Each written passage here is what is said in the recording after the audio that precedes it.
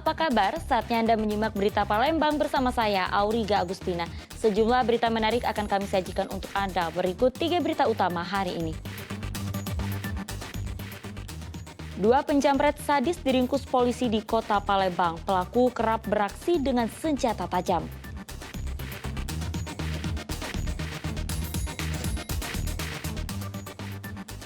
Untuk mengantisipasi terjadinya kebakaran hutan dan lahan, pihak kepolisian Kabupaten Ogan Ilir lakukan patroli di sejumlah daerah rawan.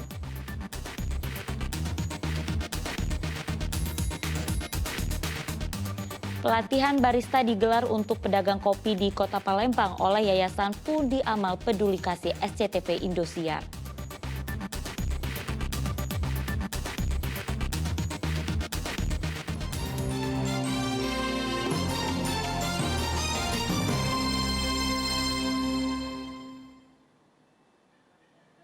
Kita ke informasi pertama, 2 penjamret sadis diringkus polisi di rumahnya, kawasan Kalidoni, Kota Palembang. Selain senjata tajam, polisi turut menyita 1 ponsel korban yang belum sempat dijual sebagai barang bukti. Penggerebekan berlangsung dramatis. Nama kau siapa? Fazima Asmi hanya pasrah saat polisi menggerebek rumah orang tuanya di wilayah Kalidoni, Kota Palembang. Tersangka yang terlelap tidur tidak menyangka bakal digerebek polisi. Dari penggeledahan, polisi menyita sebilah senjata tajam yang kerap digunakan untuk menjamret. Berdasarkan hasil pengembangan, polisi juga menangkap rekan tersangka yaitu Muhammad Akbar di rumahnya, dekat lokasi penggerebekan pertama. Kedua tersangka merupakan penjamret sadis yang beraksi 10 kali di Kota Palembang. Pelaku ini spesialis jambret HP.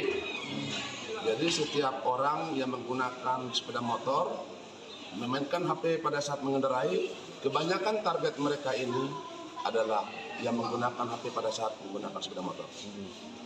Sudah berapa lama berarti? Untuk kejadian yang saat ini kami dapat ungkap, kejadian peristiwanya 29 Januari 2023. Selain senjata tajam, polisi turut menyita 1 ponsel korban yang belum sempat dijual sebagai barang bukti. Kedua tersangka dijerat pasal pencurian disertai kekerasan dengan ancaman maksimal 9 tahun penjara. Dedi Ruansyah melaporkan dari Kota Palembang. Untuk mengantisipasi terjadinya karhutla, patroli darat terus dilakukan di sejumlah daerah rawan oleh pihak kepolisian di Kabupaten Ogan Ilir. Warga dihimbau untuk tidak membuka lahan dengan cara dibakar. Guna mengantisipasi terjadinya kebakaran lahan dan hutan di Kabupaten Ogan Ilir, petugas dari Polres Ogan Ilir terus melakukan patroli bersama. Patroli kali ini dengan mendatangi beberapa daerah rawan kebakaran di Kabupaten Ogan Ilir. Langkah ini bertujuan untuk mendeteksi dini akan terjadinya kebakaran lahan dan hutan. Selain menggelar patroli bersama, petugas juga melakukan sosialisasi tentang bahaya kebakaran hutan dan lahan. Masyarakat diimbau untuk tidak melakukan kegiatan membuka lahan dengan cara membakar. Sebab aksi pembakaran lahan merupakan tindakan yang dilarang sehingga pelakunya akan diproses sesuai dengan hukum yang berlaku. Sarana pemadam kebakaran, khususnya lahan, dan dalam rangka menghadapi El Nino ini sudah kita laksanakan kegiatan himbauan-himbauan kepada masyarakat, khususnya bagi mereka yang membuka lahan atau memanfaatkan lahan supaya tidak melakukan pembakaran atau pemusnahan tumbuhan-tumbuhan yang tersisa dengan dibakar. Kabupaten Ogan Ilir sendiri adalah salah satu wilayah yang dikenal rawan akan kebakaran hutan dan lahan di Sumatera Selatan. Sebab hampir sebagian besar dari wilayahnya merupakan lahan gambut yang sulit dipadamkan jika terjadi kebakaran lahan. Untuk itu sebanyak 700 personil lapangan berikut peralatan pemadam telah disiagakan guna menanggulangi munculnya titik api. Dedi Ruansyah melaporkan dari Kabupaten Ogan Ilir. Kebakaran lahan dan hutan saat ini tengah mengancam wilayah Kabupaten Ogan Komering Ulu. Sebab Badan Penanggulangan Bencana Daerah BPBD Kabupaten Oku telah mendeteksi adanya titik api yang tersebar di wilayah tersebut. Saat ini berbagai kesiapan pun dilakukan untuk mengantisipasi meluasnya titik api ke lokasi lain. Kabupaten Ogan Komering Ulu Tengah dihantui kebakaran hutan dan lahan. Pasalnya titik api mulai terpantau di 7 kecamatan di Kabupaten Ogan Komering Ulu.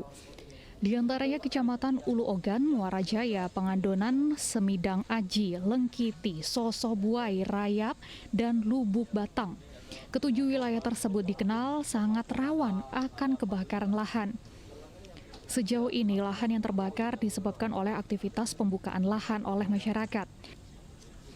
Untuk mengantisipasi kebakaran hutan dan lahan, BPBD Ogan Komering Ulu telah menyiagakan 9 posko penanggulangan bencana yang tersebar di Kabupaten Ogan Komering Ulu. Selain itu, sejumlah personil dan peralatan pemadam pun telah disiagakan. Ada 7 kecamatan. Potensi itu dikarenakan pembukaan lahan. Kecamatan Ulu Ogan, Muara Jaya, Pangandonan, Semidang Aji, Lengkiti, Soso, Lubuk Batang. Jadi apa himbauan kita untuk itu ya yang tapi bukan karena lahan gambut, tapi karena masyarakat membakar itu terjadi. Ya nanti kita tindak lanjuti dengan status siaga darurat, kemudian posko tingkat kabupaten, kecamatan dan desa-desa kita. BPBD Ogan Komering Ulu akan terus memantau perkembangan titik api dengan berpatroli di wilayah rawan karhutlah di Kabupaten Ogan Komering Ulu. Di sisi lain, masyarakat diimbau untuk tidak melakukan pembakaran lahan maupun sampah untuk mencegah terjadinya kebakaran lahan dan hutan. BMKG Provinsi Sumatera Selatan memperkirakan wilayah Ogan Komering Ulu akan memasuki musim kemarau pada bulan Maret 2023. Didi Ruansyah melaporkan dari Kabupaten Ogan Komering Ulu. Penyidik di Treskrimum Polda Lampung terus mengusut kasus kematian Vira Lulazi, warga Ogan Ilir yang ditangkap oleh Polres Lampung Utara. Petugas kembali memeriksa 4 saksi tambahan. Keempat saksi yang diperiksa semuanya merupakan warga Muara Penimbung Ilir, Kabupaten Ogan Ilir. Penyidik di Treskrimum Polda Lampung kembali memeriksa 4 orang saksi tambahan kasus kematian Firulazi.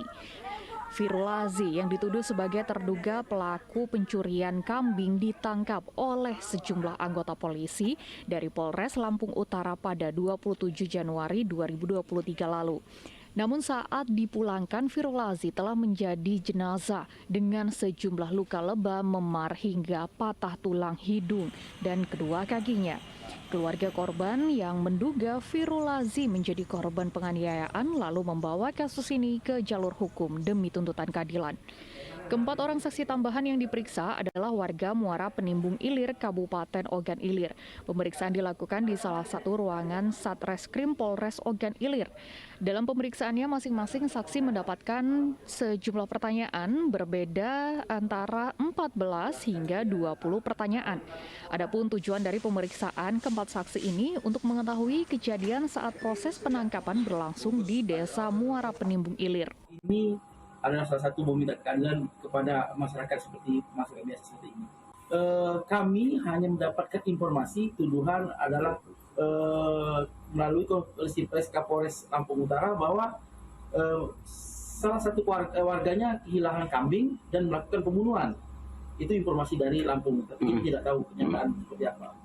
Meski Polda Lampung telah memeriksa 40 anggota Polres Lampung Utara atas kematian Firulazi, namun sampai saat ini belum ada satupun dari mereka yang ditetapkan sebagai tersangka.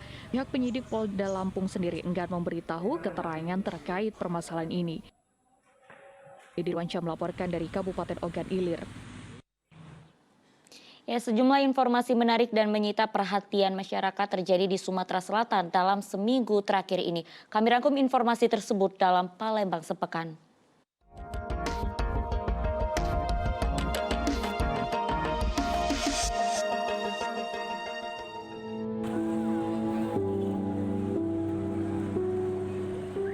Sejumlah warga desa Ibul 3, Kecamatan Pemulutan, Kabupaten Ogan Ilir yang menjadi korban kebakaran hingga pekan ini belum mendapatkan bantuan dari pemerintah setempat.